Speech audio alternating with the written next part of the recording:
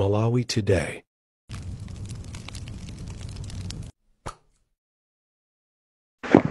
Ya inkhani yabwino chachikulu nchonena kuti atupere muluzi ndi woumira ndi waumbombo safuna ndalama za UDF zigwire ntchito yake nchifukwa amangodikirira kuti ndikaluza amati ndazisiya chifukwa chonena kuti maakaunti a UDF katundu wa chipani cha UDF ali mu dzina la muluzi la abambo wake sizili mu dzina la chipani kupita ku banki sungapezako kuti akaunti ya UDF chipani ayi zonse bakili muluzi chipani chimene bakili muluzi anachipanga ngati ni property ya kampani yake ndi amadziona kuti kusamala chipani pamafunika ndalama ndi amati akangoluza paja amathawa akuthawitsa ndalama sikuti wathawa kuropa ngati zaidi kapena kuti basa akapanga zina kumakhala kuthawitsa ndalama za chipani ndezikamayindikira amabwera pamene anzake avutikana nazo kale kugwiritsa ntchito ndalama za mthumba mwawo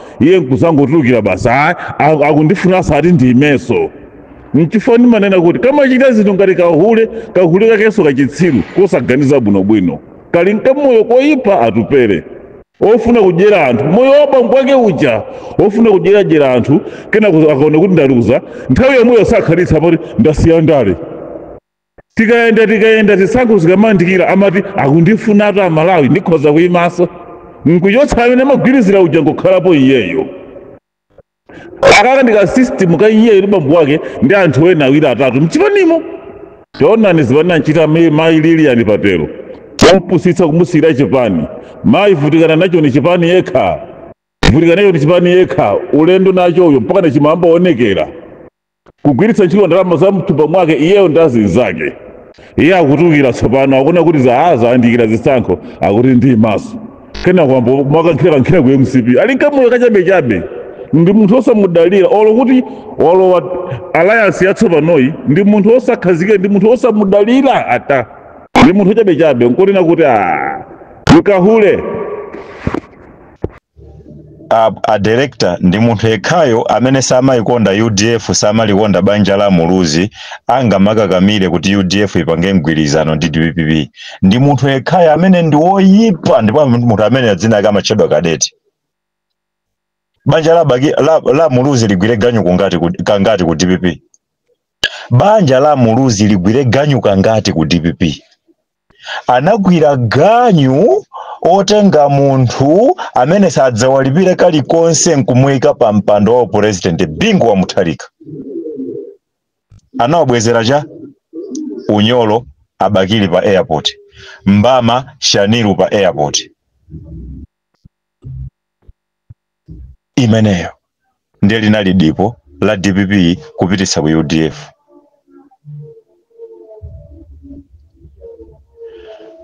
anawabwezera cha kumanga atupere kulilongwe mpaka atupere kupezeka mu chipata cha Capital City Clinic ndipo loti bakili anagwira ganyu kampeni yosatopa mpaka kuchoka nsana chifukwa chosagona president kupanga kuti DPP kupanga kuti Bingu apezeke pa mpando ndipo lake kunabadwa DPP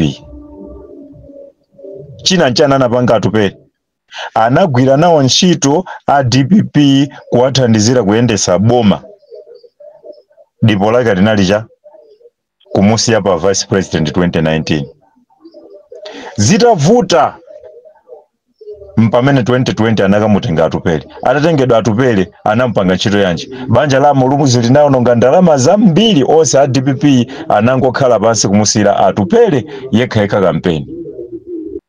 yekha kampeni yopanga atupere akuti akupangira DPP ganyu wachiwiri banja la muluzi kugwira ndiye lero DPP jashotaso ikusowa munthu othamanga pa ground ndi pamene tsopano akutumaniswa enano kuti muzikakamiza atupere kuti tiye ubwereso ukapangeso ganyuso ku DPP bale munthu omukonda atupere sangayankhule zimenezo munthu olikonda banja la muluzi sangayankhule zimenezo munthu weni wa UDF sangayankhule zimenezo kuuza anthu akuluakulu a UDF kuti kapangeniso ganyu kachitatu kapangeniso ganyu thangata kachitatu ku DPP munthu oyikonda UDF sangayankhule zimenezo adani a UDF amene wawa akupanga zimenezi zina lawo ndi makadeti. Pali ena makadeti ananamizira kuvala za yero, ananamizira kuvala za yero. Ndamene mukuwaona apa kumakhala ngati nawo ndi a UDF, akuifuna UDF ija kuti ipange gwirizana ndi DPP. Iya ndi zabodza, ndi makadeti awa olata yankhola jawo chantundu ndi kadeti amene.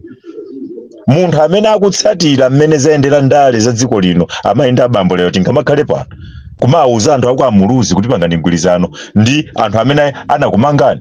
Tikamuuza atupele kuti panga mgwirizano ndi anthu amene anamanga bambo ako pa airport akuchoka kunja. Tikamuuza lero atupele kuti panga mgwirizano ndi anthu amene anatuma asilikali kumenya mbama nthawi imene amamanga Bakili pa airport kumusinthira ndege kuti adzikwera ndege yopita ku Blantyre house arrest. Anamenyedwa makofi Shani udzimbiri, Shani umuluzi anamenyedwa makofi. Ndiye wina akanamizire kuti ayi ndi oyikonda UDF, adzikayuza UDF kapangeni mgwirizano ndi a DPP. Usawichi. Inata have no problem. Nditamuona atupele akapanga mgwirizano mwina ndi Ford. Yes, because Bakili anagwira ntchito ndi bambo aka Enoke Chihana amen. I will not see a problem. Ntamuona atupele akapanga mgwirizano ndi mwina chipani china chichosiya nyuwani. Let's say UTM. I will see kuti he's following his arguments. GZ. And I would recommend and be happy to see atupele akagwira ntchito ndi Malawi Congress Party. Ndi chipani chokhacho chimene bambo ake anachitumikira kwambiri moyo wonse wandale. Anatumikira chipani cha Malawi Congress Party. UDF anayitumikira for only 10 years. Dr. Bakili Muluzi only 10 years. Koma MCP moyo wawo wonse anaokhazikitsa kupanga MCP. Munjira ina atupele atapita ku MCP sana kalowe chipani cha MCP. Ayi wabwerera ku nyumba kwawo, going where he belongs.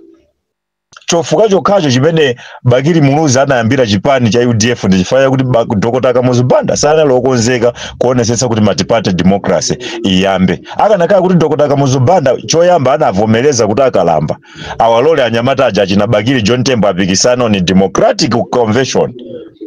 Chachiwiri avomereze kuna kuti ndziko muno mukhale multi-party. Chipani cha UDF sichikanabwera chifukwa Bakili analikale munthu oti amapambana mu chisankho chija amatenga Secretary General. Secretary General ndi CEO wa chipani. So ngati amakwanitsa kuwagwetsa onse nkukatenga Secretary General, sanali munthu wamasewera. Dziwane kuti nthawi imene kunalibe Vice President wa chipani. Sanali munthu wamasewera, ndi anali number 2 paka muzu. Sakanalephera kugwetsa anthu ena awaya. Ndiye ngati patakhala kuti atupele akupanga mgwirizano ndi MCP. There's nothing wrong. Chifukwa MCP imene inayambana ndi Bakili Muluzi si ilipoi. Hayi 1994 kunaibe Dr. Jakwera kundale, kunaibe Richard Chimwendo Banda ku MCP. Kunalibe achichola kuuje ni kundale za ku MCP. Maina onse amene alipo panopa mutati mufuze nduna zonsezi ndiye Generation Z yo imeneyo. Ngati atupele atapita kumene kwatsera Generation Z kumene koko. What's wrong with that? Ayi banja sakakamiza mkazi, mwana wa mkazi kapena mwana mamuna sitima musankhira oti amange naye banja asankheka. Atupele ali ngati namwali amene akufuna kupeza mkazi kapena mamuna okwatirana naye, timpatse ufulu apezeka. Osati bwebwe ukakakwatile uko. Ayi tiye ndikhala ndokhuzumuka tikhuzumuke. Ndikuyankhula izi kuchoka pasi pa mtima. I have no business of wheresoever atupele goes. Koma let's withdraw this tendency of trying to dictate zochitika za atupele. Kukanga atupele yoyeka nkabebe mutu wake sumaina. That's wrong. That's wrong. Tikuila kuila banja la Muluzi akudziwa yowaja ali ndi experience. Bakili ali ndi experience. Atupele ali ndi experience. Akudziwa kuti titakwira ntchito ndi auje awatikamaliza bwinobwino.